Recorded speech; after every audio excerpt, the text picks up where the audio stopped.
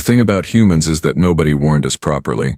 Sure, the Galactic Council slapped a Class 12 Deathworld designation on Terra and called it a day. They mentioned something about extreme gravitational forces and hostile atmospheric conditions in the briefing documents. But did anyone actually explain what that meant?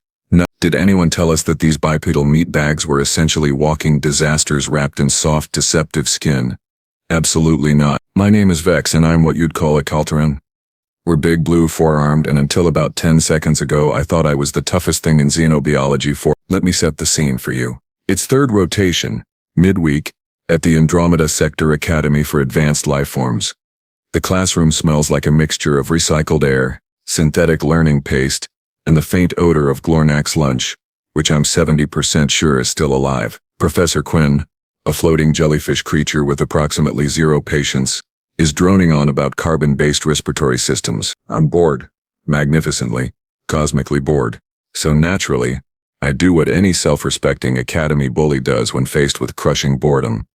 I look for entertainment, and there she is, sitting 2 rows ahead.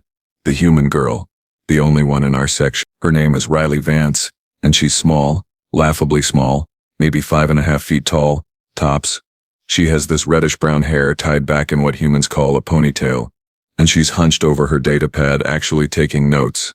What kind of psychopath takes notes in Xenobiology? Hey, meatbag, I whisper loud enough for half the class to hear. She doesn't turn around, doesn't even flinch. This irritates me more than it should. I'm Vex. People flinch when I talk. It's kind of my thing. I'm talking to you, dirt dweller. I try again, leaning forward so my shadow falls across her workspace. Still nothing. The human just keeps writing, her stylus making soft tapping sounds against the screen. My friend Gorv, a 6-legged insectoid with a laugh that sounds like grinding metal, nudges me with one of his appendages. Dude, just leave it. You know the regulations about humans. What regulations? I scoff, because genuinely I skipped that part of the orientation. Something about special handling protocols. Sounded boring. Exactly. Gorthak shitters nervously. That's what I thought. But I'm already committed. You see, when you spent your entire academic career being the biggest, meanest thing in every room, you develop this unfortunate habit of doubling down on stupid decisions. It's like a reflex. I reach forward with one of my longer arms and flick the back of Riley's head. Not hard. Just enough to be annoying. Just enough to get a reaction. For exactly 3 seconds, nothing happens. The classroom continues its normal rhythm. Professor Quinn keeps talking about alveoli or whatever. Someone drops a stylus. The ventilation system hums its eternal monotonous song. Then Riley Vance turns around. And friends, let me tell you something about human eyes. They're not like Kalteran eyes, which are solid black and reflective. They're not like Glornak eyes, which are basically stalks. Human eyes have these things called irises, and Riley's are this strange green-brown color that seems to shift in the light. But that's not the scary part. The scary part is what's behind those eyes. She looks at me and I suddenly understand why Terra has a Class 12 Deathworld rating. It's not just the gravity, though later I'll learn that humans grow up under forces that would crush most species. It's not just the atmospheric composition or the frankly terrifying biodiversity. It's the predators. Every single human is a predator. They evolved from hunters.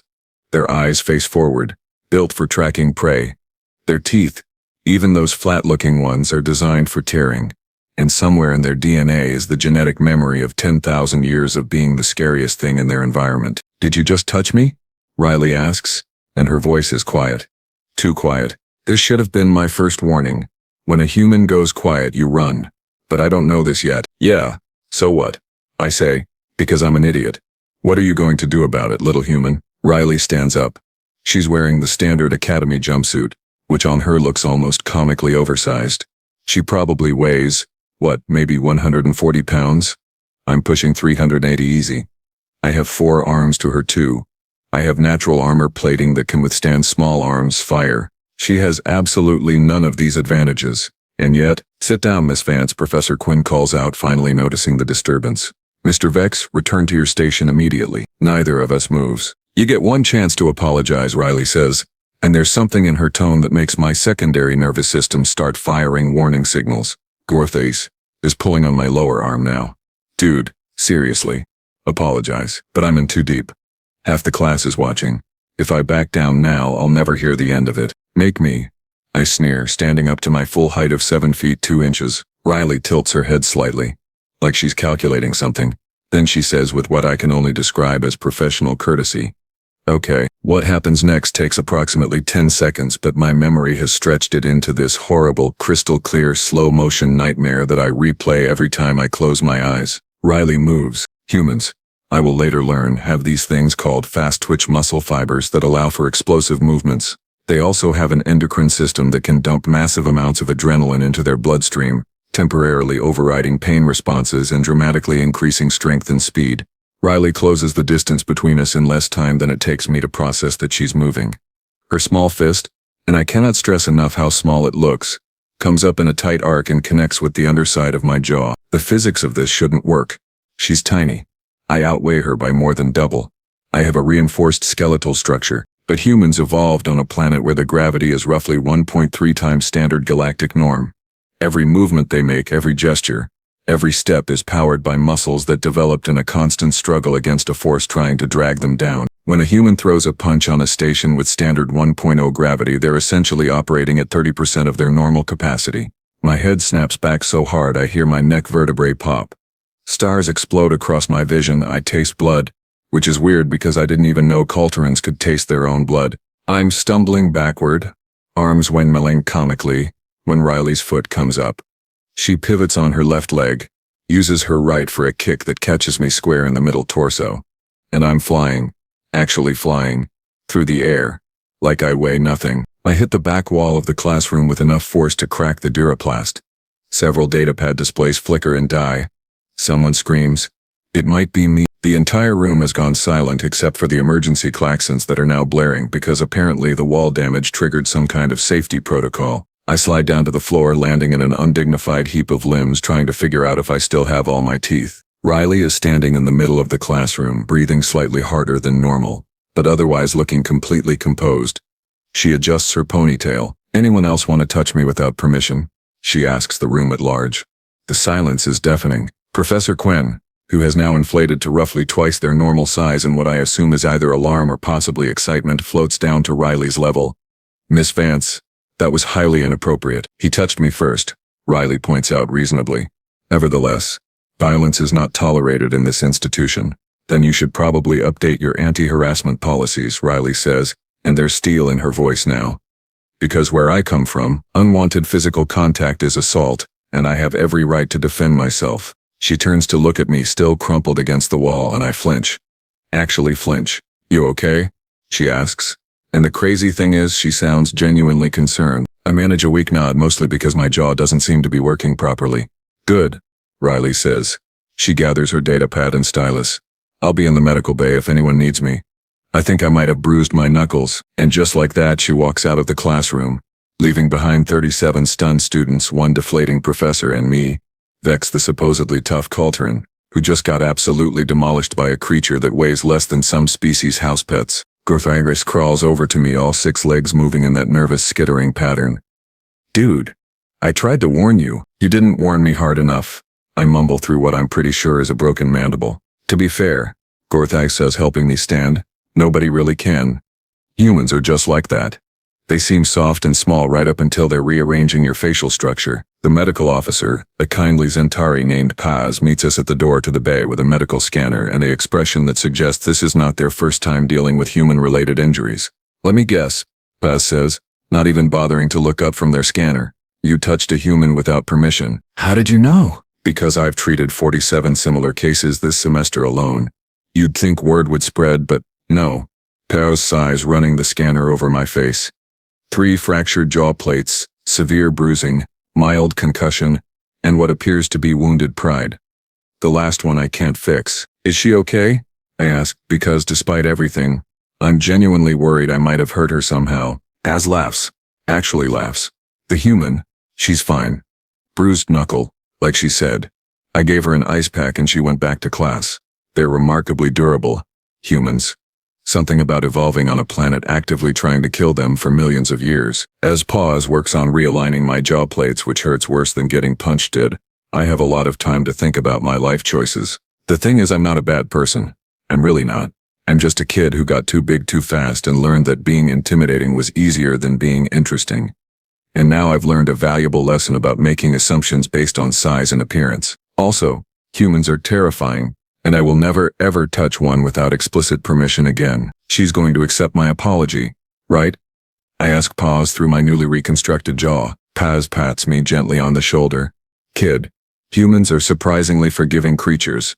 She'll probably accept it, but she'll never forget it. And neither will anyone else who was in that classroom. You've just become a cautionary tale. Great.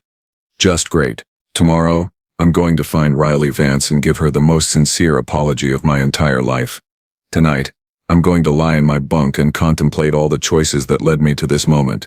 And maybe, just maybe, I'm going to actually read those special handling protocols for humans. Better late than never, right? Right? So here's the thing about being a cautionary tale. Everyone knows your name, but for all the wrong reasons. I spent the entire night in my dormitory pod, staring at the ceiling panels and occasionally touching my newly repaired jaw to make sure it was still attached. Goris kept sending me sympathetic messages through the comm system, mostly consisting of laughing emojis followed by apology gifs, very helpful. Truly, by morning rotation my face had swollen to roughly the size of a small moon. The medical nanites were doing their job, but Kalteran biology doesn't exactly heal quickly. We're built for durability, not rapid recovery. Ironic, considering recent events. I dragged myself out of the pod around 0600 hours, checked my reflection in the polished metal wall panel, and immediately regretted every decision I'd ever made. My jaw was 3 different shades of purple-blue, and my left eye had swollen half shut. I looked like I'd gone 12 rounds with a cargo shuttle, which physiologically speaking wasn't far from the truth. The walk to the commissary was a gauntlet of stares, whispers, and barely suppressed laughter. A group of first-year Terry students actually took pictures. Pictures? Like I'm some kind of tourist attraction. Hey Vex, called out Mira, a Felixian exchange student with more teeth than social awareness. Nice face. Did you walk into a wall or did the wall walk into you? Hilarious. Absolutely hilarious. I grabbed my nutrition packet, the disgusting blue paste that supposedly contains all essential Kalteran vitamins, and found the most isolated corner of the commissary. Gorthog joined me about 5 minutes later, sliding his tray across the table with a screech that made my teeth hurt. So, he said, mandibles clicking in what passes for a grin among his species. Sleep well? Fantastic. Dreamed about my imminent social death. Look on the bright side. At least you're famous now. I was already famous. Now I'm infamous. There's a difference. Gordov poked at his protein cube with one spindly leg. You know you have to talk to her today, right? The human, Riley. Just hearing her name made my jaw ache. I know. I've been composing my apology speech since 0300 hours, and I have 17 different versions ranging from I'm sorry I was a jerk to a full 3-page dissertation on the sociological implications of bullying behavior in multi-species educational environments. Maybe go with something in the middle, Gorf suggested helpfully. Also, maybe don't mention the sociological implications. Humans find that weird. How do you know so much about humans? Gorp shifted uncomfortably, which for an insectoid creature involves a lot of leg repositioning. My roommate is human. Guy named Marcus. Nice enough, but he listens to something called death metal at volumes that violate 3 separate noise ordinances. And you've learned about human culture from him? I've learned that humans need approximately 6 hours of sleep, consume alarming amounts of caffeine, and have an inexplicable fondness for watching videos of small earth animals doing stupid things. Also, they're weirdly protective of each other. Marcus found out what happened yesterday and offered to, and I quote, help you see the error of your ways. I groaned. Great. So now the entire human contingent knows. Vex. Everyone knows.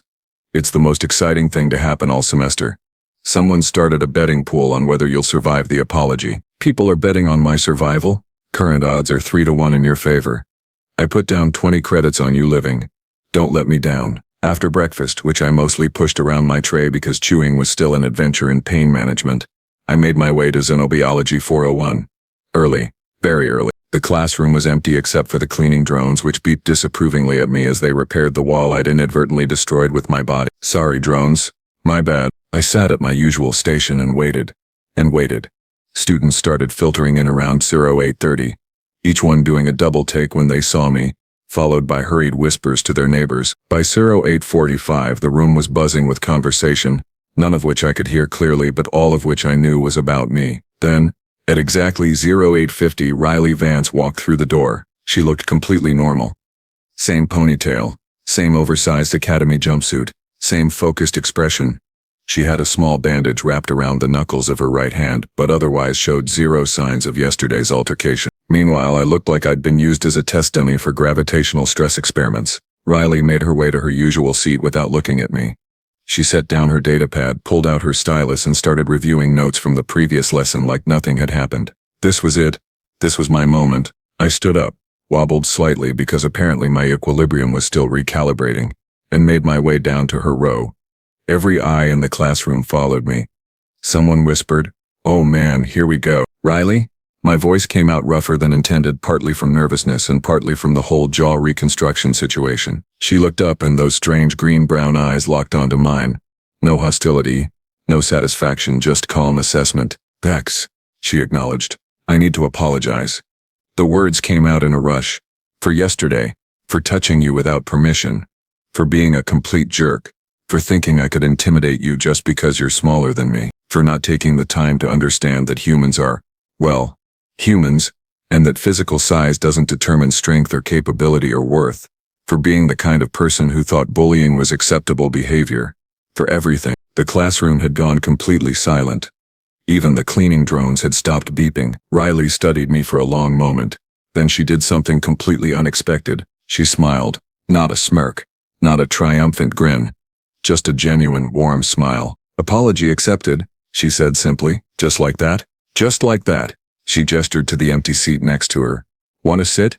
You look like you're about to fall over." I sat, mostly because my legs were shaking and sitting seemed like a great alternative to collapsing. "For what it's worth," Riley continued, "I probably overreacted.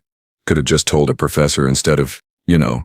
She gestured vaguely at my face. "No," I said firmly. "You had every right to defend yourself."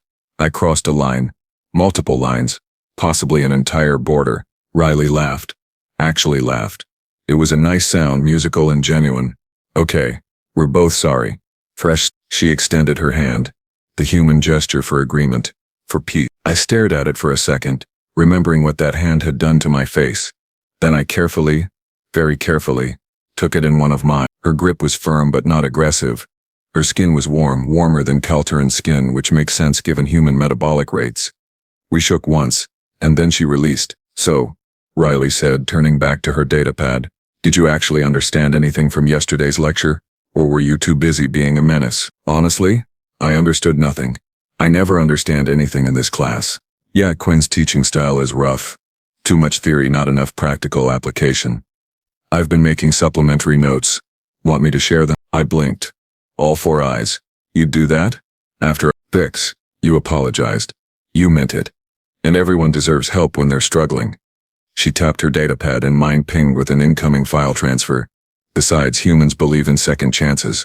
It's kind of our thing." Professor Quinn floated in at exactly 0900, looking between Riley and me with obvious suspicion. "Mr. Vex, Miss Vance, I trust there will be no repeat of yesterday's incident." "No, Professor," we said in unison. Quinn deflated slightly, which I think meant relief. "Excellent. Now, today we're discussing cardiovascular systems across species.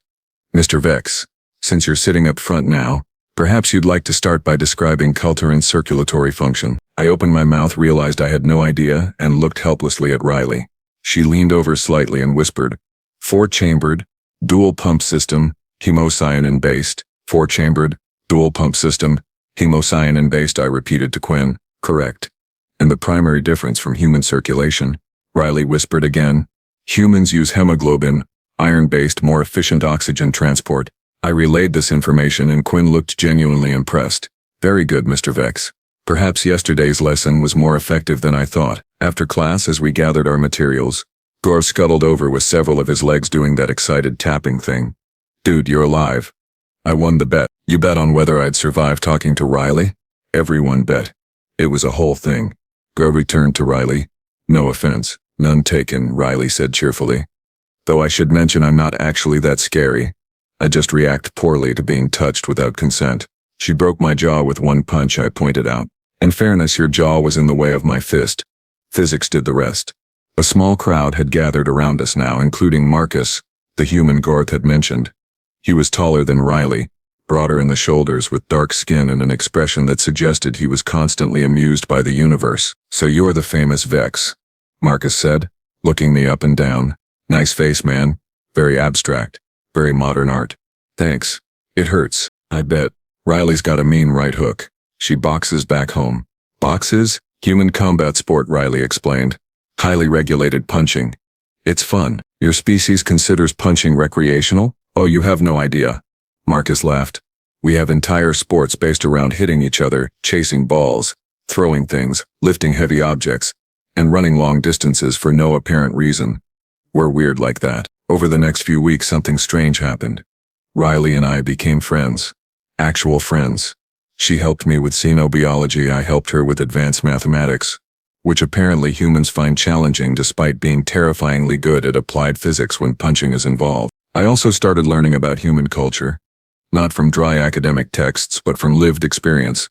I learned that humans pack bond with almost anything, including each other, other species, small animals, plants, and occasionally inanimate objects. I learned that they have this thing called humor, which involves laughing at pain, absurdity, and their own shortcomings. I learned that they're simultaneously the most fragile and most resilient species in the galaxy. And I learned that Riley Vance, the girl who rearranged my face, was actually one of the kindest people I'd ever met. She just had very firm boundaries and the physical capability to enforce them. One evening about a month after the incident, we were studying in the common area when I asked her something I'd been wondering about. Riley, why did you come to the academy? Earth is really far from here. You could have studied on your own planet. She looked up from her datapad, considering the question. Because I wanted to understand other species. Humans spent a long time alone, thinking we were unique in the universe. Then first contact happened. And suddenly we realized we were just one small species among thousands. I wanted to be part of bridging that gap, even after what I did, especially after what you did. You're not a bad person, Vex. You were just ignorant. And ignorance can be fixed with education and empathy. She grinned. Also, you're a surprisingly good study partner once you stop trying to intimidate people. I'm working on that, I admitted. It's harder than I thought being decent. Yeah, but worth it. She was right. It was worth it. The semester continued. I stopped being the bully and started being the guy who actually showed up for study groups and helped first-year students navigate the confusing academy layout. My reputation slowly shifted from cautionary tale to redemption story. And through it all, Riley remained my friend. Patient, kind, occasionally terrifying Riley, who taught me that strength isn't about size or intimidation but about character, conviction, and knowing when to throw a really good punch. The humans have a saying, don't judge a book by its cover. I'd add a corollary specifically for my fellow aliens. Don't judge a human by their size because they evolved on a planet that spent millions of years trying to kill them. And they won. Best lesson I ever learned, even if it cost me a jaw and my dignity. Totally worth it.